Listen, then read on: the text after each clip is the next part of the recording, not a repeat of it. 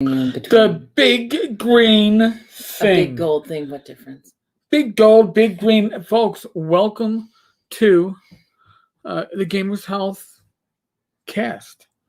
Whether you're watching this on YouTube, whether you're listening on Anchor or one of your podcast catchers, Rach and I do this thing we call Gamers Health on a weekly basis because, well, we are gamers, especially a gamer. Rach is, what was it, a gamer attached? Gamer adjacent or something like that.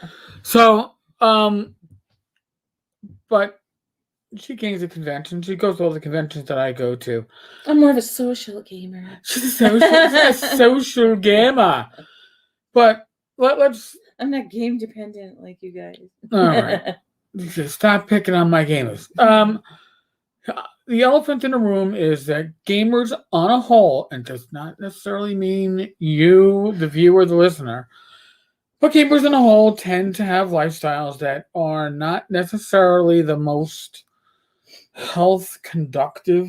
I mean, we joke about, Doritos and Mountain Dew as our gamer food, but let's be honest, now that we're adults, it's usually like whiskey, scotch, beer, maybe for the women, wine, and just eating horrible shit while you game. So I'd rather somebody went through congestive heart failure in 2020. No COVID, thank you. No COVID, thank you. No I COVID. had the trifecta of hospitalizations, but no COVID. If we can talk about stuff that allows you to avoid some of the pitfalls that I've experienced, or maybe people have experienced, then so much the better. Change that one life, you're ahead of the game. So last week was the first week in a long time where I didn't have a doctor's appointment. Not that any health issues besides the basic health issues, but I now have so many doctors on my must-see list that you kind of like rotate them. You have to make for the primary care and for the endocrine guy. I got to call the endocrine guy. I got to call a podiatrist. I got to see a dentist. We got to do the... I should have got to see a dentist too. The eye doctor. Oh my God, I need that too. Yes. So listen, first off, as you get older, you tend to have more appointments for medical maintenance. Listen, as our social life becomes doctors. Doctor, give me the news. Here's the thing. As your car gets older, you need more than just bring it in for the oil change, right? You need to rotate the tires. You might need to do a tune-up. You might need a full inspection. As we get older, same bags of poop happen to us. It's just that, what's supposed to happen with your car? It breaks down and you fix it. What's supposed to happen to you? You break down and... game over, Johnny. Game over. So I don't want game over. No, sir. I'd like to be around for a while, at least so Rach can collect my Social Security benefits. So I gotta make it for until she's 60. Holy shit! But I am joking and being a little bit facetious, but let's again, being honest. Your health affects more than just you. All right. If you are not healthy, I'm talking about you. If you're not healthy, then the people that care about you have to devote time to taking care of you. And if you're not healthy, you can't spend time helping them stay healthy or helping them with their issues. So when I say things like your health comes first, literally it does, because if you're not healthy, you are dragging on other people and their ability to help others in need, and you aren't able to help others. So definitely make your health a priority. I've been doing a lot of gardening this week, so I haven't been doing as much of the VR gaming, and I will blame Zach Glazer for that shit. Zach, I'm calling you out. But the reality is, I've been doing a lot of gaming. A lot of gardening, gaming, gardening. It's all the same shit, right? A lot of gardening, a lot of hands-on planting, weeding. So I did a lot of this stuff on Thursday. We went shopping at the gardening center on Long Island on Friday. And my God, I could barely bend because you know what? Reading is certainly an activity that makes you bend. And somebody with sciatica and lower back issues, I felt okay while I was doing it, but then it whacked me in the end. So, suggestion there is probably to do stuff like that in moderation. And dare I say it, stretch before you garden. Yeah, or also get the kneeler so that you could sit in the garden and just do the areas around you, move the kneeler, and then so that you can sit instead of having to do like the constant bending forward. And Rach calls it a kneeler, but literally you can sit on it. It is a piece of foam rubber, and as opposed to just kneeling on it, you can sit, keeps your ass from getting wet from the ground, and is certainly get dirt on it. All those good things that happen in a garden. Yeah, I mean, I have found ways. What the fuck? Somebody turned on the YouTubes. The damn cat turned on the TV's YouTube. Somebody was very lonely and wanting. She's like, I wanna watch the YouTubes. So, folks, other thing, as I mentioned before, I cook most of our meals. If I'm not cooking the meal, then maybe my parents are cooking downstairs, or occasionally we do order out. However, the advantage to cooking your own meal is that, again, you get to control what goes into it. You get to control, in my case, in Rachel's case, hypertension, control the sodium levels. If I have a recipe that, or we do home chef, meal delivery covers us 2 people for 3 meals a week. A lot of times their spice mixes is where its hidden sodium is. Taste it. What do I have in my spice rack that comes close? 9 times out of 10 is that literally matches it without the sodium, and I go to that. I'm cutting out the sodium. Carbs. There are so many ways to control your carbs if you're the one that's cooking. Today we went down to our local pub with my parents for dinner. Now, what did I do? I did a cheesesteak, and yes, there's bread and cheesesteak. No two ways about it. Comes with fries. I had a salad instead. I asked them to substitute a side salad for the fries. Why? Well, because fries are greasy shit, even if it wasn't for carbs, and probably aren't good for you, but then they taste so good. Mm. But yeah, they're so very good. They make a very decent side salad, and their creamy Italian dressing is spot on. So you don't feel like you're lacking something. If you're going to make replacements in your diet, okay, don't take something that tastes awesome and replace it with cardboard. It's not going to help you any. You're not going to stick to it. You got to replace with something that is a healthier option but still tastes good. Again, you're not looking to find substitutes that are a complete dupe of what you wanted. Well, then they can't be. Then they're not going to be a 180. It's like, oh my God! Well, I had pure carbs, and now I'm going to no carbs. Well, you know what? Maybe you can't do that. But try to swing the pendulum in your favor. All right. I always, again, every journey starts with a single step. The first step. I would say a single step. Rach will say the first step. We're saying the same shite. But the reality is you have to take that step. And you can't say, this is too much. Listen, on the Taverns Discord server, we have a section. We have a forum, or what do you want to call it, a channel that we discuss gamers' health. And we have somebody there that's a vegetarian. And God bless them. I'm excited for them to be able to be a vegetarian. For me, as somebody who's trying to avoid carbs, and therefore things like rice and pasta are out the fucking window, being a vegetarian isn't necessarily an option that I want to try, because I'll probably then fail in avoiding carbs. However, there are some recipes that are pretty much carb conscious that are vegetarian. I find that interesting. It's an interesting perspective to look at. So things to think about. Again, as I said last week, Easter, spring, this is the time to start to say, how do I change things in my life? How do I address things? How do I take that first step?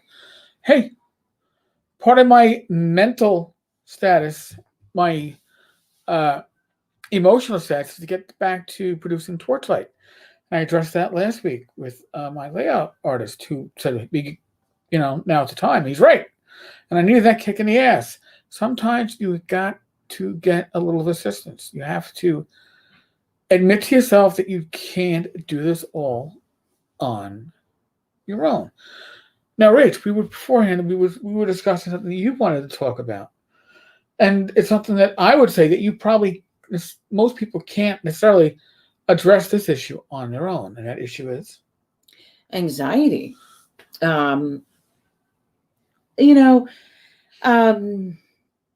With anxiety, people experience this, like there's like a normal anxiety that people get that help them sort of rise to a challenge, but then there's other anxiety that people get that impacts their quality of life in the way that they can't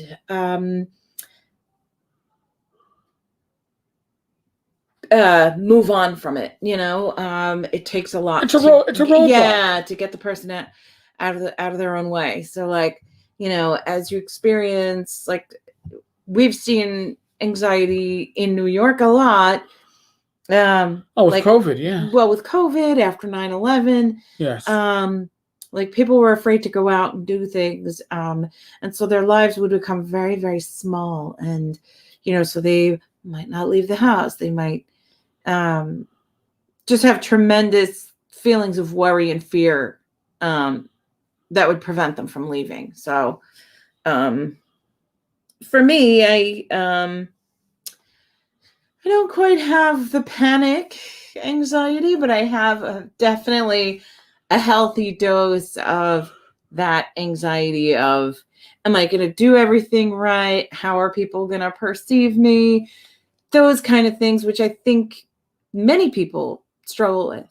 And so, as part of my yoga training today, I taught my first class to people in my yoga community. And I was surprised to get really nice feedback. I prepared for the class a lot. I, prepared a theme, prepared what poses we would be doing and which ways to transition into what, in a singing bowl meditation and things like that I wrote out. And of course, like, because I don't see well, I don't want to, unless it's like a quotation and it's clear that I'm reading somebody else's words, I'm not going to write my words down and just read my own words, because there's a context that gets kind of lost. So, I have a really good memory to kind of combat that. But, it was interesting going through class today. Like, of course, I became hypersensitive to everything that was going on in my house. And I had nothing. I had everything to do with it almost. I mean, I was working out in the garden with my parents, and my mother came in first, and then my father came in. And my father came in. I heard the blah blah blah. No, blah, time out. I heard the clunk as I heard the door get. Oh, he threw the bolt. Threw the bolt. And I went. So I crossed the screen. Pop. And I went, all right, well, fuck it. I'll continue breaking up the branches I was breaking up, because we did a lot of gardening and the spring trimming, and oh my God. So finally I was like, all right, well, maybe he heard me. Maybe I didn't hear the bolt get thrown back. We got there, and sure enough, holy fuck. So now my option is I can go to the front of walk around and go to the front of the house and ring the doorbell. Or I can pound on the door and go, pop, pop, pop, which I opted for the pop, pop. Yeah, I heard pop, pop, and then as Rach is doing her fucking class, Yes. Now, mind you, we're on the second floor, so this is coming through the windows on the second floor. Right. And through, I guess, Yeah, because it's an open place. Right? yeah. So It's they're loud. It's a house was built in 1905. It was not built for soundproofing. So, now I am now conscious. I'm upstairs, and I'm conscious that Rach is teaching this class via Zoom. So I'm like, I'm going to be my best behavior. And then it's like, oh man, I gotta tap the bladder. I'm going to be a better man. I'm already going in my head. I'll go in, I'll do my business sitting down, make no noise, don't turn on the light, leave the fan off, don't even flush, because I'm gonna do the right thing. But the light wouldn't have impacted anything because it's a blackout curtain. But as I get to the bathroom, I didn't even realize this. I go over a nice little belch because you're in your home. What else are you gonna do? Where else do you feel comfortable belching? And if you're walking into the bathroom, you belch. Well, apparently, just so you understand, the family room is literally directly across from the bathroom. A very narrow hallway. The family room does not have a doorway; it has an archway with a blackout curtain. So, my belch was certainly verbose enough to have carried over. So if you want anxiety, I did a great job, Rach, in assisting you with all issues of with give anxiety. me plenty of challenges and exposure therapy. Well, thank God I didn't expose myself. But that would have been something that could not have been thrown out of yoga school. Why is your husband walking into the room in his underwear? Get that out of here. Because he's always wearing his underwear around the house? I don't know. What else excuse is there? So it was a real exercise in trying to keep a calm voice. And so I did that through breathing with my class, the yogic breath, and, at times where I could, elongating my exhales. So like maybe breathing in for 4 and breathing out for 6 or 8. So that wishing you had a manual mute button that was in your hand as opposed to by the computer. I understand completely. Listen, I will say this, as I was literally... But as he's doing that, I'm like, oh my God, please don't let them hear. I just have to gong these fucking singing bowls louder. I would say I was sitting on the bowl and I'm listening at the end of this, and to himself, don't flush. Don't flush. He's like, no, he's careful. But I'm hearing the compliments that she's getting from her fellow classmates. And I was like, oh, well, thank God I didn't screw anything up first. But listen, here's something to learn too when it comes to anxiety. Best laid plans of mice and men often go astray. You can only account for yourself. You can't account for the randomness of the universe. or your household. Or your household. And some of that you have to take, and some of that you just have to be willing to go with the flow. And that's an aspect of life that I think has certainly become more in your face with the world of COVID. I mean, literally, how we've seen TV commercials, right? Where, the woman's having her business meeting and her husband walks by in underwear behind and it's like, hey, hon, good morning. Wait, are you in a meeting? Yes, because we, myself included, all right, you're at home. You're not the one working, so therefore your home is like your home. What are you gonna do? Walk around in your underwear, fart and belch and be loud, play your video game to go, oh fuck, what the fuck? And you can forget that other people now, your home, their home, doubles as their office space, doubles as their classroom. And that's something that, yes, after COVID, will that change? To some extent. But there's also going to be a lot of this that's going to continue. A lot of these jobs that prior to this were not telecommuting, were not from home, are going to be from home. Some schooling that would not have been from home is going to be from home. Some people have adjusted very well to the at-home environment for responsibilities that used to be outside the home.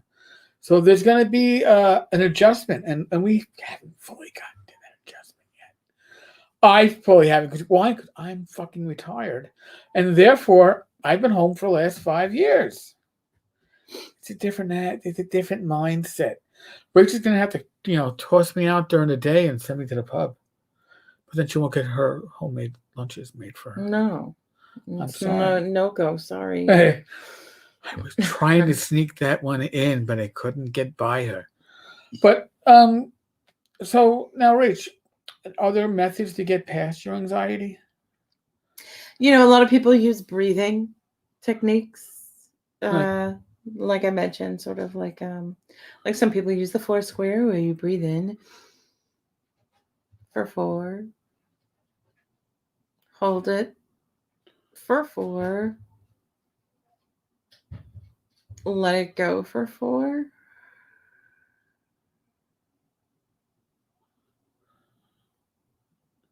I probably couldn't. And hold it out for 4, and then you just keep repeating. Some people find that to be a pain in the ass.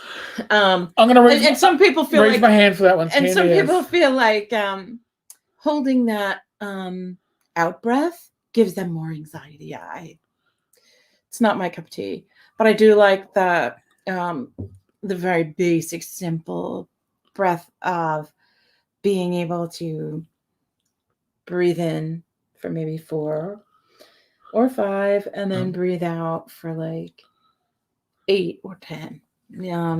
I noticed that this is something that will reduce my heart rate. Like I'll start breathing for maybe 2 minutes, and I'll notice at the end of it, my heart rate has come down several points.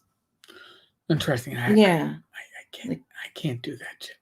I'd be the person that's like, you gotta hold your breath to get to that poison room. Well, no, you're not holding the breath. You breathe it in for 4. So breathe out for 10. Good luck. And then breathe out for 8. I can breathe out for as long as I breathe in. It doesn't. I can't manage that. Okay, so find Samashriti breath. Like it's equal parts. That's also can help too. All right. I'm just saying, Rach. I'm just saying. Don't ask me what I'm saying. Yeah. Okay. And there's a lot of other like pranayama that can help too. Like, what is pranayama? Is breath work. Oh. And some of them are funny. Like, some people are just like when they first stumble into it in a yoga class, they're like, "What the hell?" Some of it's like the bee breathing, like you inhale and then you exhale with a buzz, and you kind of block your ears. The only buzz I know is from alcohol, but that's besides the point. You don't know that bee's buzz? I don't. Okay. I'm being a pain in the ass, but that's part of it. Listen, folks. Here's another secret. And I'll tell you, one of my favorite breaths is the Shitali breath. Shitali breath. Shitali breath. It's like having an air conditioner for your body. Everybody wants shit in their mouth, and therefore the Shitali breath. No. It's hey Shitali. No, it ain't like that. No. No. Because that's how I would pronounce it. Hey, what the Shitali is going on over here? No. No. See, folks. That's a fun one because you get to like. It almost reminds you of childhood, just like the bee breath, like makes you think of like childhood stuff. And so, like with the Shitali breath, it's like this: you basically make your tongue into like a rolled up bologna, like a straw.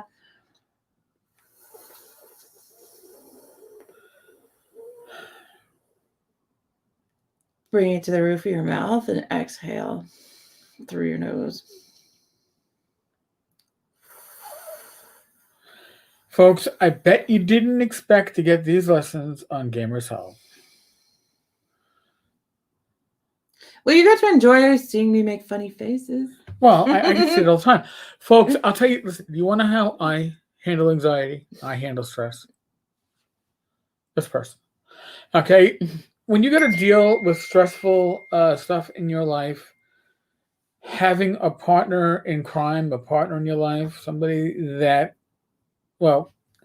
cares about you even when you fuck up or you're shitty.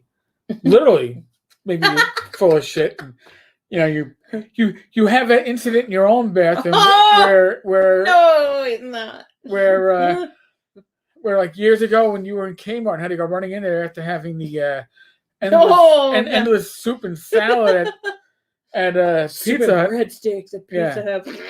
And I was that person. Like I was like, wow, couldn't even get my ass situated before Armageddon happened. And then you do that in your own bathroom. And this person, like a week later, is still cleaning up some of the found stuff.